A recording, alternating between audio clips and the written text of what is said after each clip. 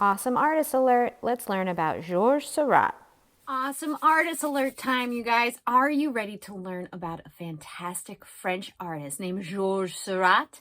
I am too. I can't wait to share some of his beautiful artwork with you, learn how he created his very own style of painting, and also paint with you today inspired by one of his most famous paintings. So let's get started. Seurat was born in Paris in 1859 when Paris was one of the epicenters for art in the world. And as he grew up, he loved to paint, and he was determined to make his own style of painting that no one else had ever done before. Now, Georges really likes science. I know some people that really like science too. And he used scientific theories to come up with different ways of painting that would make texture and color and lines and shapes come to life and give lots of feeling. And he named this type of art pointillism. Can you say that with me? Pointillism. Now, what do you think pointillism looks like? Well, I'll give you a hint. It's in the name, point. When you make a point on something, what does it look like? A dot. You're right. Pointillism is when you use lots of little dots of paint to create a bigger picture that looks like something magnificent. And when you look really, really close to it, it doesn't look like anything but a bunch of dots. But then when you stand back, you can see beautiful scene and lots of feeling and color. So incredible, right? Georges Seurat created this type of painting, and he used lots of cool techniques to make his colors come to life and also his art stand out from the rest. One of the paintings that he painted, Mrs. Clemenson actually got to see in person at the Metropolitan Museum of Art in New York City. And even Wonder came along. And it is really, really special. When you look up close, you can see all the little dots. It's really fantastic. And when you look back at it, it almost has like a shadowy feeling. Very mysterious. Super, super cool. There's another painting called La Chute, and this painting is with dancers and musicians, and when you look at it far away, you can see how he made all of the dancers' legs up high, and all of the musicians look like they're playing. As the painting is happening, it has so much energy. But then again, when you look closer, you can see all of the little dots. It is really full of energy and so much fun. Now, this painting is called The Sunday Afternoon at Le Grand Jatte, and it is really super beautiful. And guess what? It is super duper big. It is 6 feet high and 10 feet wide, and it is now at the Chicago Art Institute. So I hope that someday I'll be able to see it and take wonder to see it in person too. But when you look at it really, really closely, you can see that it's just a bunch of dots. It's unbelievable. Georges Seurat did this entire painting in just dots, and it took him over 2 years to create this painting because of all of the intricate little dots that he made.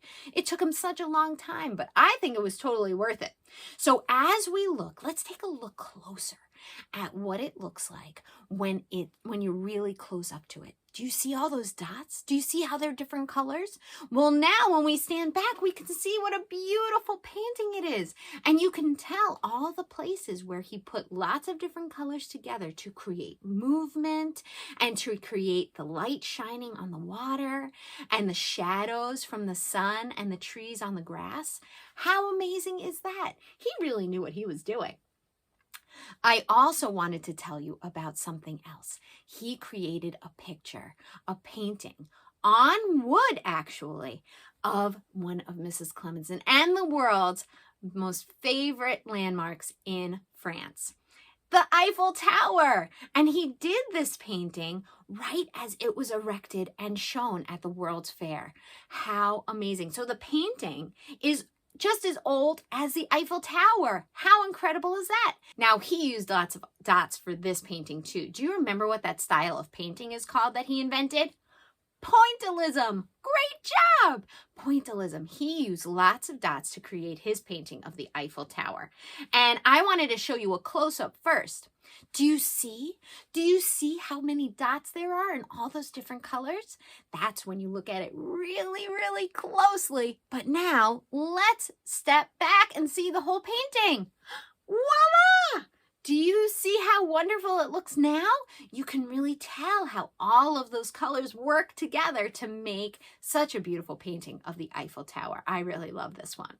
So today we are going to get inspired by that painting, and we are going to create our own Pointillism Eiffel Tower for our art show in honor of Monsieur Georges Seurat. And I hope that you have as much fun creating it with me as I do making art with you.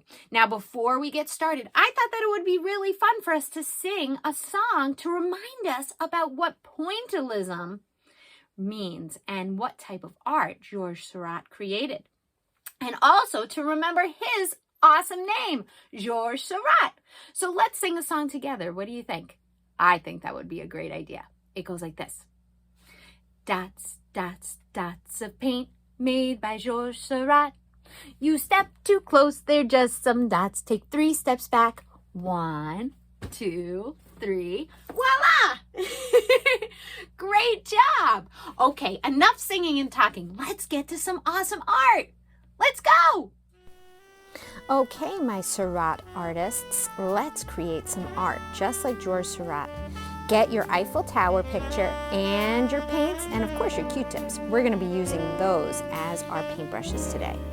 Now, Mrs. Clemenson is going to use 2 colors for my Eiffel Tower, red and yellow. So make sure your listening ears are on because I want you to do the same colors Mrs. Clemenson is using. This way, parts of our artwork will stand out from the other parts and we'll be able to see that beautiful Eiffel Tower when we're done. So let's use our red and yellow paint. And I'm just dipping my Q-tip in the red paint first and then in the yellow to get those nice dots that we like to do on our paper. We're just going up and down, dab, dab, dab, and making beautiful little circles of red and yellow inside our Eiffel Tower. And we want them to be really close together.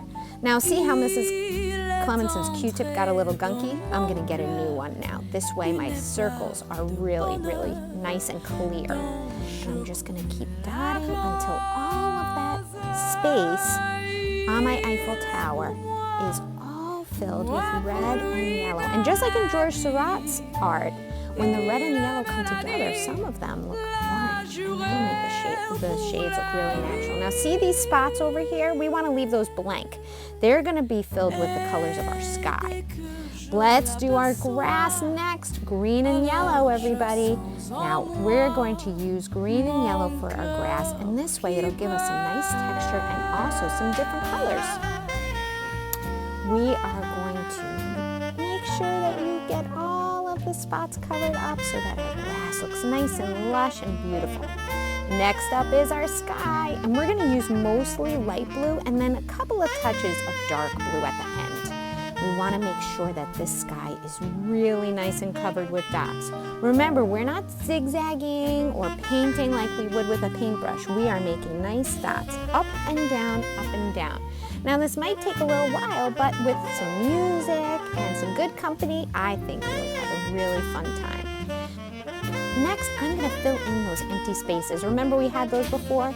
Because this way it'll look like all the empty spaces in the Eiffel Tower that you can see through the sky. Okay, so we want to make sure that we fill in those half circle and those 2 rectangles in with light blue. See how many dots Mrs. Clemenson is using? Georges Seurat used so many dots in his paintings to really give the effect of a color, a solid color when you stood back. So we want lots of dots in ours too. Make sure that you don't have too much white showing when we're all through with this project.